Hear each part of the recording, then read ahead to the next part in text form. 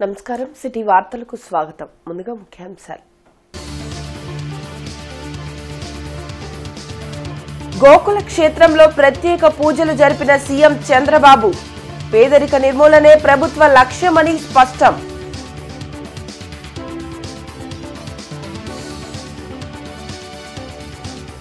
ఇచ్చిన హామీ మేరకు ప్రతి విద్యార్థికి 15,000. త్వరలో తల్లికి వందనం పథకం విధి విధానాలు. మంత్రి రామనాయుడు వెల్లడి.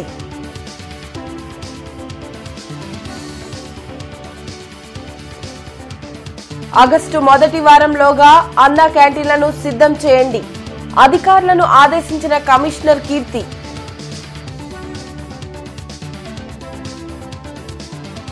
పతనమైన ఆర్థిక వ్యవస్థను చక్కదిద్దుకోవాలి. పారిశ్రామిక రంగాలలో ఉత్పాదకతను పెంచి దళారుల వ్యవస్థను తగ్గించాలి. ఆంధ్రప్రదేశ్ ఆర్థికాభివృద్ధి కార్యాచరణ చర్చా గోష్ఠిలో రిటైర్డ్ ఐఏఎస్ రమేష్ సూచన. రాష్ట్రంలో 37 మంది ఐపీఎస్ల బదిలీ. గుంటూరు జిల్లా ఎస్పీగా సతీష్ కుమార్, తుషార్ దుడి బాపట్లకు బదిలీ. రాష్ట్రంలోని పేదలకు సంపద అందించి పేదరిక నిర్మూలనే లక్ష్యంగా పనిచేస్తానని రాష్ట్ర ముఖ్యమంత్రి చంద్రబాబు అన్నారు. మంగళగిరి కొలనుకొండలోని గోకుల క్షేత్రంలో వెంకటేశ్వర స్వామి ఆలయ అనంత శేషస్థాపన కార్యక్రమంలో ముఖ్యమంత్రి పాల్గొన్నారు. ఈ సందర్భంగా హరే కృష్ణ నిర్వాహకులు నిర్వహించిన పూజ పూర్ణాహుతి కార్యక్రమంలో ముఖ్యమంత్రి పాల్గొని ప్రత్యేక పూజలు చేశారు. హరే కృష్ణ గోకుల క్షేత్రంలో 150 కోట్ల రూపాయల వ్యయంతో 216 అడుగుల ఎత్తు గోకులంలో వెంకటేశ్వర స్వామి దేవాలయం, రాధాకృష్ణ దేవాలయం నిర్మించడం గొప్ప కార్యక్రమమన్నారు. రానున్న రోజుల్లో సామాజిక కేంద్రంగా ఈ ప్రాంతం అభివృద్ధి చెందేలా హరే కృష్ణ మూవ్మెంట్ కృషి చేస్తుందన్నారు. టెక్నాలజీని ప్రోత్సహించడం వల్ల 30% మంది భారతీయులు విదేశాల్లో సేవలు అందిస్తున్నారని, టెక్నాలజీతో మానసిక ఆనందానికి ప్రాధాన్యత ఇవ్వాలన్నారు. మానసిక ఆనందాన్ని కలిగించే కార్యక్రమాలను ఇస్కాన్, హరే కృష్ణ మూవ్మెంట్ చేపడుతున్నాయని, మానసిక ఆనందంతో పాటు ప్రజలు ఆరోగ్యంగా ఉంటారన్నారు. ఇలాంటి మంచి కార్యక్రమాలను ఏమి చేపట్టినా 5 సంవత్సరాలుగా గత ప్రభుత్వం అడ్డుకుందన్నారు. మంచి కార్యక్రమాలు చేసే సంస్థలను రాష్ట్ర ప్రభుత్వం పూర్తి స్థాయిలో ప్రోత్సహిస్తుందన్నారు. కార్యక్రమంలో హరే కృష్ణ మూవ్మెంట్ నిర్వాహకులు మధు పండిత్ దాసు, సుప్రీంకోర్టు విశ్రాంత న్యాయమూర్తి జస్టిస్ ఎన్వి రమణ, మంత్రి నారాయణ, ఎంపీ లావు శ్రీకృష్ణదేవరాయలు పాల్గొన్నారు.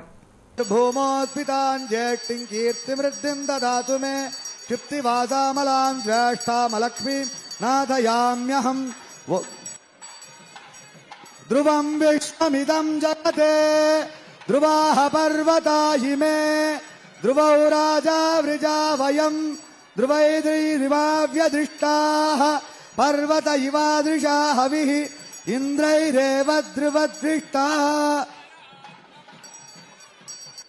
ఇది కూడా ఈ ప్రాంతంలోనే ఒక ప్రతిష్టాత్మకమైన నిర్మాణం జరుగుతుంది. 216 అడుగుల ప్రధాన గోపురం ఇది. ఈ గోపురంలో మనం చూస్తే వెంకటేశ్వర స్వామి, రాధాకృష్ణ దేవాలయం నిర్మించడం కోసం తలపెట్టారు. 150 కోట్ల రూపాయల వ్యయంతో ఈ దేవాలయాన్ని నిర్మాణం చేయబోతున్నారు. అయితే ఇక్కడ మనందరూ కూడా గుర్తుపెట్టుకోవాల్సింది, ఇది ఒక ఆధ్యాత్మిక కేంద్రం, సామాజిక సాంస్కృతి కేంద్రం కావాలని మనస్ఫూర్తిగా ఆకాంక్షిస్తున్నా.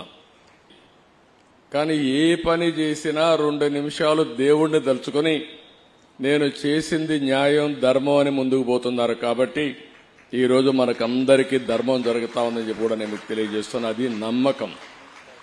రాష్ట్ర ప్రభుత్వం తల్లికి వందనం పథకానికి త్వరలోనే విధి విధానాలు ప్రకటిస్తుందని మంత్రి నిమ్మల రామనాయుడు అన్నారు. తెలుగుదేశం పార్టీ కేంద్ర కార్యాలయంలో మంత్రి నిమ్మల రామనాయుడు మీడియాతో మాట్లాడుతూ, ఎన్నికల్లో ఇచ్చిన మాట ప్రకారం ప్రతి విద్యార్థికి 15,000 రూపాయలు ఇస్తామన్నారు. వైసీపీలా కోతలు లేకుండా పథకాన్ని అమలు చేస్తామని, దీనితో పాటు ఆగస్టు 15 నుంచి రాష్ట్ర వ్యాప్తంగా 183 అన్నా క్యాంటీన్లను ప్రారంభించనున్నట్లు తెలిపారు. నెల రోజులు కాకుండానే ప్రభుత్వంపై వైసీపీ నాయకులు దుష్ప్రచారం చేస్తున్నారని ఆరోపించిన ఆయన, అబద్దాలకు, అసత్యాలకు అంతర్జాతీయ స్థాయిలో వైసీపీ పేటెంట్ పొందిందన్నారు. పెన్షన్, ఇసుక, తల్లికి వందనం పథకాలపై విష ప్రచారం చేస్తున్నారని ఆగ్రహం వ్యక్తం చేశారు. 2 పిల్లలు ఉన్నా అమ్మఒడి ఇస్తామని మడమ తిప్పింది జగన్ కాదా అని ప్రశ్నించారు. తల్లికి వందనం గురించి మాట్లాడే అర్హత వైసీపీ నేతలకు లేదన్నారు. అబద్ధాలకు, అసత్యాలకు ఈ ఆంధ్రప్రదేశ్ రాష్ట్రంలోనే కాదు ప్రపంచంలోనే పేటెంట్ హక్కు ఉన్నది వైఎస్ఆర్సీపీ పార్టీకి.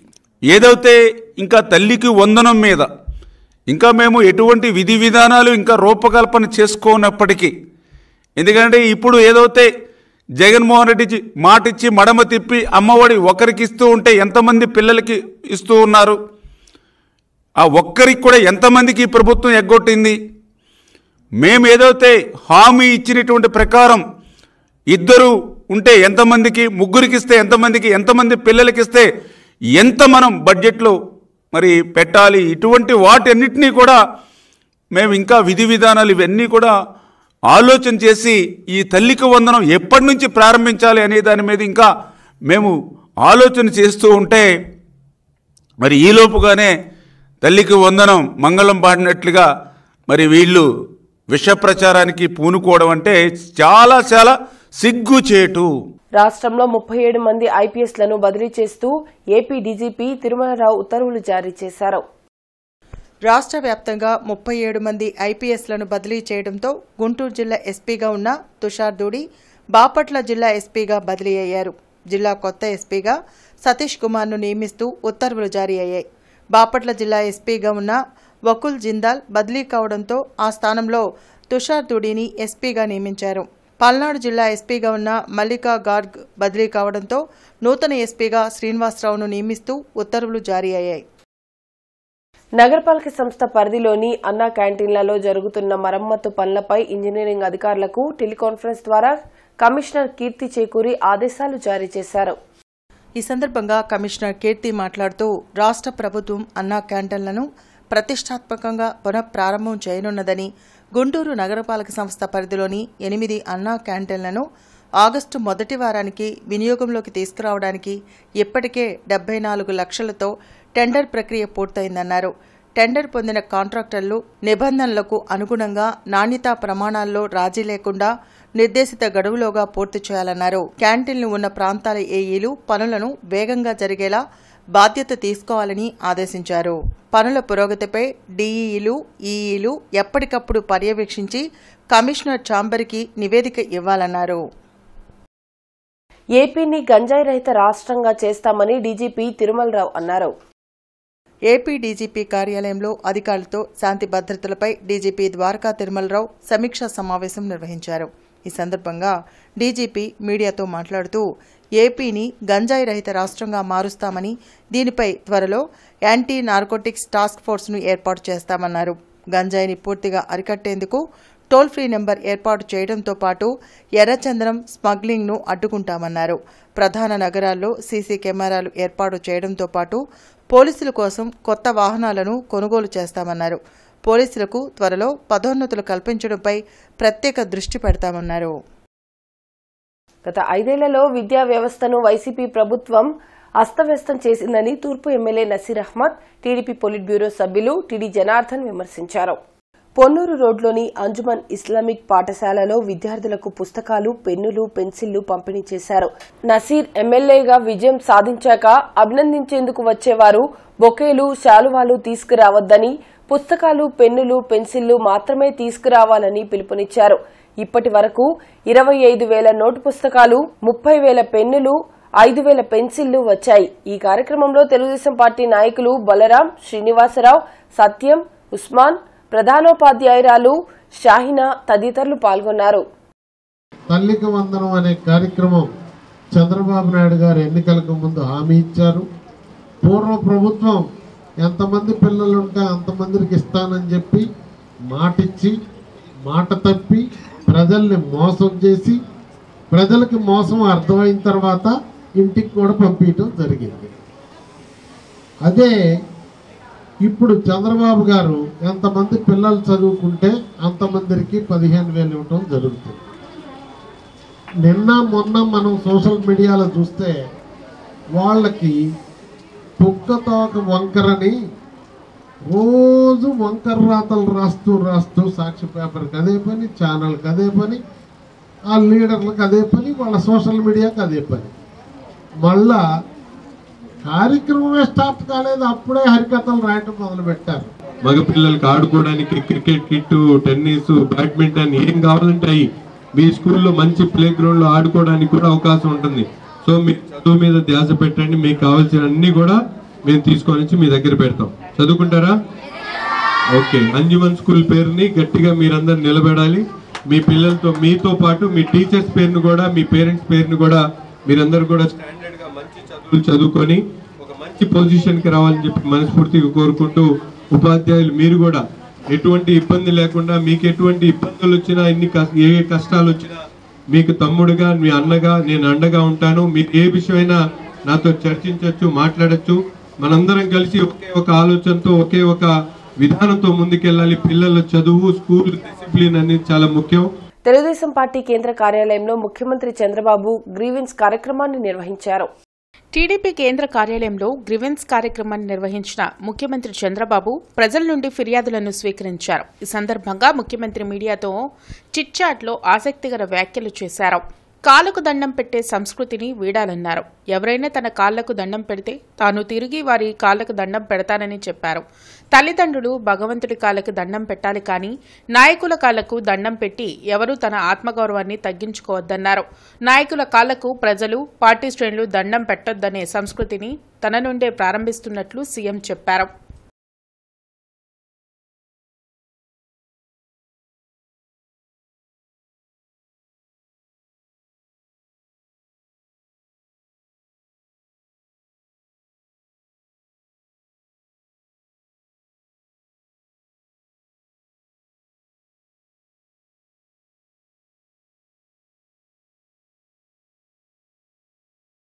పొలం పిలుస్తోంది అనే కార్యక్రమానికి శ్రీకారం చుడుతున్నట్లు వ్యవసాయ శాఖ మంత్రి కింజారపు అచ్చెన్నాయుడు తెలిపారు.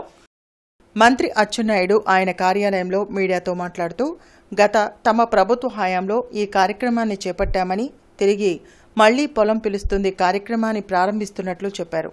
ప్రతి మంగళవారం, బుధవారాల్లో ఈ కార్యక్రమం చేపడతామన్నారు. ఈ కార్యక్రమంలో భాగంగా రైతు వద్దకే వ్యవసాయ శాఖ అధికారులు వెళ్లి సూచనలు ఇచ్చేలా కార్యాచరణ సిద్ధం చేసినట్లు చెప్పారు.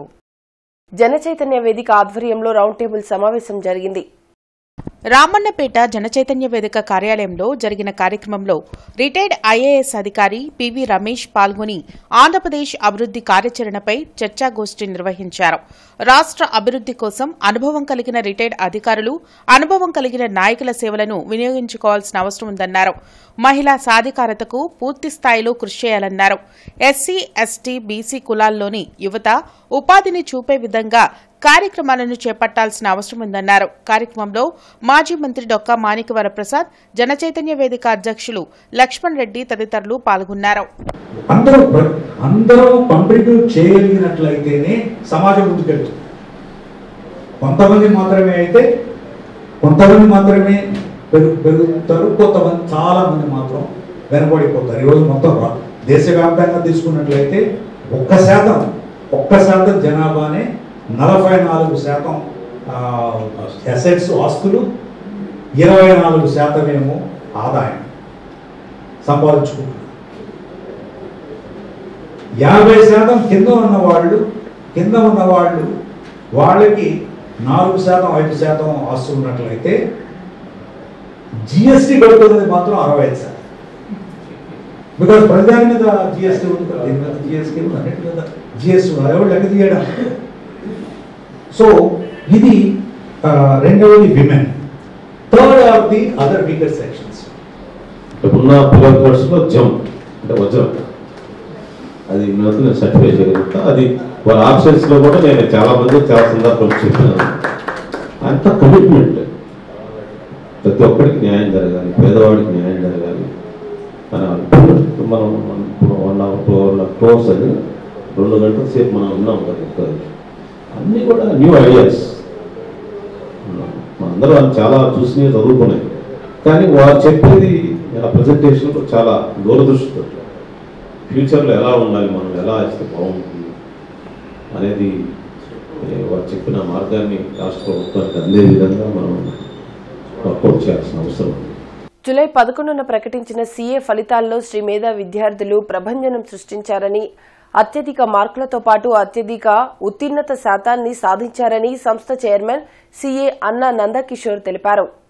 సీఏ ఇంటర్ ఫలితాల్లో శ్రీమేధ విద్యార్థులు అత్యధిక మార్కులతో పాటు అత్యధిక ఉత్తీర్ణత శాతాన్ని సాధించారని సంస్థ చైర్మన్ సీఏ అన్నా నందకిషోర్ తెలిపారు. ఈ సందర్భంగా ఆయన మాట్లాడుతూ గత 19 సంవత్సరాలుగా సీఏ మరియు సీఎంఏ కోర్సుల్లో 450కు పైగా ఆల్ ఇండియా ర్యాంకులు సాధించామన్నారు. సీఏ ఇంటర్ ఫలితాల్లో ఏ Sai Venkata Dheeraj, N Stuti Harshita, K Balachander, J Priyakumari, D Lakshmi Narasimha, K Durga top మార్కులు సాధించారన్నారు. ఇంటర్మీడియట్ నుండి సీఏ మరియు సీఎంఏ కోర్సులకు అనుభవజ్ఞులైన అధ్యాపకులచే క్రమశిక్షణతో కూడిన కోచింగ్ అందించడం ద్వారా తమ విద్యార్థులు ఆల్ ఇండియా టాప్ ర్యాంకులు సాధించారన్నారు. ఈ ఘనత సాధించడానికి అధ్యాపకేతర బృందం సహకారం ఎంతగానో ఉందని వారికి అభినందనలు తెలిపారు. టాపర్లను మరియు ఉత్తీర్ణత సాధించిన విద్యార్థులను అన్నా నందకిషోర్, డైరెక్టర్ లక్ష్మి, అధ్యాపకేతర బృందం అభినందించారు. The institute of chartered accountants of India వారు జూలై 11న విడుదల చేసిన సీఏ ఇంటర్ ఫలితాల్లో శ్రీమేధ విద్యార్థులు అత్యధిక మార్కులు మరియు పాస్ పర్సంటేజ్ ని సాధించడమైనది. సీఏ ఇంటర్ బోత్ గ్రూప్స్ విభాగంలో ఏ సాయి వెంకట ధీరజ్ 600 మార్క్స్ గాను 435 మార్క్స్ తో డిస్టింక్షన్ ని సాధించడం జరిగింది. అండ్ అదేవిధంగా N Stuti Harshita 360 marks, K Balachander 332 marks, J Priyakumari 326 marks, D Lakshmi Narasimha 322 marks, K Durga 315 marks వంటి టాప్ మార్క్స్ తో బోత్ గ్రూప్స్ ని మొదటి ప్రయత్నంలోనే శ్రీమేధ విద్యార్థులు సాధించడమైంది. ఈ విద్యార్థులందరూ కూడా శ్రీమేధలో జూనియర్ ఇంటర్ నుంచి ఎంఈసీతో పాటు CA and CMA foundation complete చేసి సిఏ ఇంటర్ మొదటి ప్రయత్నంలోనే బోత్ గ్రూప్స్ కంప్లీట్ చేయడం జరిగింది. కళాదర్బార్ ఆధ్వర్యంలో ఎన్టీఆర్ ప్రతిభా పురస్కార ప్రదానోత్సవ కార్యక్రమాన్ని వెంకటేశ్వర విజ్ఞాన మందిరంలో నిర్వహించారు. ఎన్టీఆర్ 101వ జయంతి వేడుకల సందర్భంగా నిర్వహించిన కార్యక్రమంలో ఎన్నికల్లో గెలుపొందిన ఎమ్మెల్యేలకు ప్రతిభా పురస్కారాలను పంపిణీ చేశారు. కార్యక్రమంలో ఎమ్మెల్యేలు గల్లా మాధవి, నజీర్ అహ్మద్, చదలవాడ అరవింద్ బాబులకు ప్రతిభా పురస్కారాలను అందించి సత్కరించారు. కళా దర్బార్ ద్వారా సినీ కళాకారులను ప్రోత్సహించడం అభినందనీయమని అన్నారు. కార్యక్రమంలో టీడీ జనార్దన్, రామకృష్ణ, రవీంద్రబాబు, ఆర్ వెంకటేశ్వరరావు, కళా దర్బార్ చైర్మన్ పొత్తూరి రంగారావు తదితరులు పాల్గొన్నారు. వారికి ఈరోజు ఎన్టీఆర్ ప్రతిభా పురస్కారాలతో చిరు సత్కారం అందించబోతున్నాం. ముందుగా గుంటూరు 2 ఎమ్మెల్యే శ్రీమతి గల్లా మాధవి గారిని జనార్దన్ గారు సత్కరిస్తారు. గల్లా మాధవి గారిని భారత రాజ్యాంగ నిర్మాత బిఆర్ అంబేద్కర్ రచన కుల నిర్మూలన పుస్తకం 800 ప్రతుల ఆవిష్కరణ కార్యక్రమం ప్రాడీపేటలో జరిగింది. అంబేద్కర్, జాషువా, పూలే, పెరియార్ లిటరేచర్ ఫౌండేషన్ ఆధ్వర్యంలో జరిగిన కార్యక్రమంలో కుల నిర్మూలన 800 ప్రతుల పుస్తకాన్ని రిటైర్డ్ ఐఏఎస్ పివి రమేష్ ఆవిష్కరించారు. కుల నిర్మూలనపై దేశ భవిష్యత్తు కోసం అంబేద్కర్ పుస్తకాన్ని రచించారని అన్నారు. అంటరానితనాన్ని అరికట్టేందుకు అంబేద్కర్ నిరంతరం కృషి చేశారని అన్నారు. సామాజిక రుగ్మతులతో వస్తున్న చెడ్డ పేరును తొలగించేందుకు అప్పటి వ్యవస్థలు పనిచేసేలా చైతన్యపరిచారని అన్నారు. కార్యక్రమంలో మాజీ మంత్రి డొక్కా మాణిక్య వరప్రసాద్, కొరివి వినయ్ కుమార్, జయసుధ, కనకవల్లి వినయ్ బాబు తదితరులు పాల్గొన్నారు. మా నాన్నగారు ఆయన రైతు కూలీ కుటుంబం నుంచి వచ్చి ఆయన కష్టపడి చదువుకునే బందర్లో ఆయన గ్రామంలో మొట్టమొదటి గ్రాడ్యుయేట్.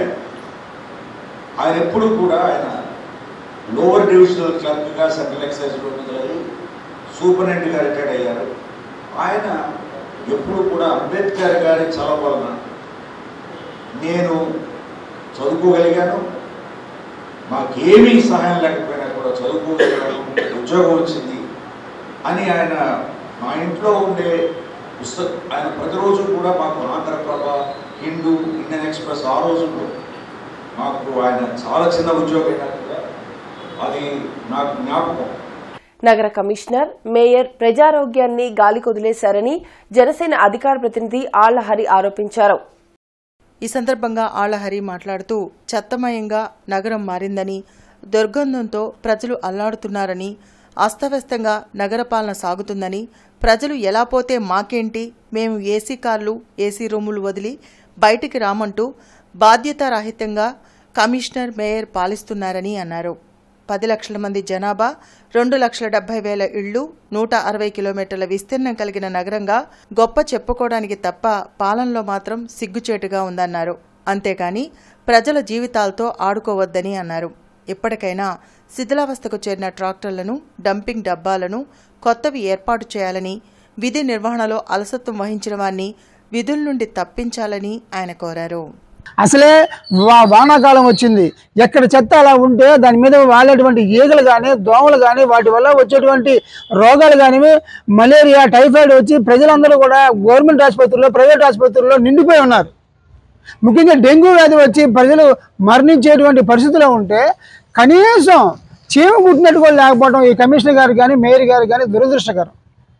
గుంటూరు నగరం అనేది దాదాపుగా 10 లక్షల మంది పైగా జనాలు ఉన్నారు. 2,70,000 ఇళ్ళు ఉన్నాయి. దాదాపుగా ఈ సరౌండింగ్ మొత్తం కూడా 160 కిలోమీటర్ల సరౌండింగ్ ఉన్నటువంటి నగరపాలక సంస్థ గొప్పగా చెప్పినటువంటి ఈ నగరపాలక సంస్థ పనితీరు మాత్రం ఎక్కడ కూడా ప్రజలకి మౌలిక సదుపాయాలు కల్పించడంలో మాత్రం పూర్తి స్థాయిలో విఫలమైంది. దేవాపురం 5వ లైన్లోని చప్టా ప్రమాదకరంగా తయారైందని స్థానిక ప్రజలు ఎమ్మెల్యే దృష్టికి తీసుకొచ్చారు. ఈ సందర్భంగా ఎమ్మెల్యే మాట్లాడుతూ అధికారుల పనితీరుపై ఆగ్రహం వ్యక్తం చేశారు. వర్షాకాలంలో అప్రమత్తంగా ఉండి ప్రజలకు అందుబాటులో ఉండాలని గల్లా మాధవి ఆదేశించారు. ఆంధ్రప్రదేశ్ ప్రైవేట్ స్కూల్స్ అసోసియేషన్ రాష్ట్ర కోఆర్డినేటర్గా బత్తిన మల్లికార్జునరావు నియమితులయ్యారు. నగరంలోని Venkateswara public school director Battina మల్లికార్జునరావును రాష్ట్ర కోఆర్డినేటర్గా ప్రకటిస్తూ రాష్ట్ర అధ్యక్షులు సుబ్రహ్మణ్యం రాజు మరియు మాజీ state council chairman Sundar Ram, కోశాధికారి చెరుకూరి శ్రీహరి, విజేత హైస్కూల్ గుంటూరు జిల్లా మరియు గుంటూరు డివిజన్ ఈస్ట్ వెస్ట్ సభ్యులు సమక్షంలో నియామక పత్రాన్ని అందించి పుష్పగుచ్చం ఇచ్చారు. ఈ సందర్భంగా రాష్ట్ర అధ్యక్షులు సుబ్రహ్మణ్యం రాజు మాట్లాడుతూ అసోసియేషన్ కోసం కష్టపడుతూ అసోసియేషన్ గుర్తింపు తెచ్చే ప్రతి సభ్యులను కూడా అసోసియేషన్ తప్పకుండా గౌరవిస్తుందని తెలిపారు. కార్యక్రమంలో నర్రా రాజేష్, వంగా శ్రీనివాస్, కేసీవై రాజేష్ నాయుడు, సుజాత ఆదిత్య, రుక్సానా తదితరులు పాల్గొన్నారు. గుంటూరు జిల్లా ఎస్ఈబీ అధికారులు, సిబ్బంది సతెనపల్లి ఎమ్మెల్యే కన్నా లక్ష్మీనారాయణ, వేమూరు ఎమ్మెల్యే నక్కా ఆనందబాబుని కలిసి వారికి ఎస్ఈబీ ఎక్సైజ్ శాఖలలో గత 4 సంవత్సరాలుగా నెలకొన్న సమస్యలను వివరించి వారికి వినతిపత్రం అందజేశారు. ఎమ్మెల్యేలు కన్నా లక్ష్మీనారాయణ, నక్కా ఆనందబాబు సానుకూలంగా స్పందిస్తూ ఎస్ఈబీ ఉద్యోగుల సమస్యల పరిష్కార దిశగా ఎక్సైజ్ మంత్రితో మరియు ప్రభుత్వంతో చర్చిస్తామని, అలాగే ఎస్ఈబీలో పనిచేస్తున్న ఎక్సైజ్ సిబ్బందిని వారి సొంత శాఖకు పంపించేందుకు మరియు 2019 సంవత్సరానికి ముందు ఉన్న ప్రొహిబిషన్ మరియు ఎక్సైజ్ శాఖను పునరుద్ధరించేలా కృషి చేస్తామని చెప్పారు. ఈ కార్యక్రమంలో SEB deputy commissioner headquarters అయిన doctor K Srinivasulu, ES Guntur అయిన ఎల్ రంగారెడ్డి, ఇన్స్పెక్టర్లు పి విజయ్ కుమార్, లత, ప్రసన్నలక్ష్మి తదితరులు పాల్గొన్నారు. వార్తలు ముగించే ముందు ముఖ్యాంశాలు మరోసారి. గోకుల క్షేత్రంలో ప్రత్యేక పూజలు జరిపిన సీఎం చంద్రబాబు, పేదరిక నిర్మూలనే ప్రభుత్వ లక్ష్యమని స్పష్టం.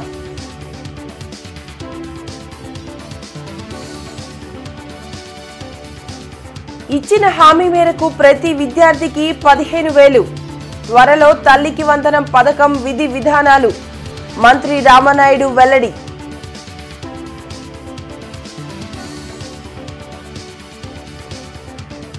ఆగస్టు మొదటి వారంలోగా అన్న క్యాంటీన్లను సిద్ధం చేయండి, అధికారులను ఆదేశించిన కమిషనర్ కీర్తి.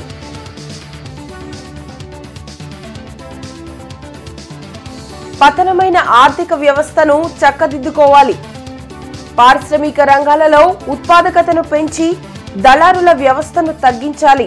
ఆంధ్రప్రదేశ్ ఆర్థికాభివృద్ధి కార్యాచరణ చర్చా గోష్ఠిలో రిటైర్డ్ ఐఏఎస్ రమేష్ సూచన. రాష్ట్రంలో 37 మంది ఐపీఎస్ల బదిలీ, గుంటూరు జిల్లా ఎస్పీగా సతీష్ కుమార్, తుషార్ దుడి బాపట్లకు బదిలీ.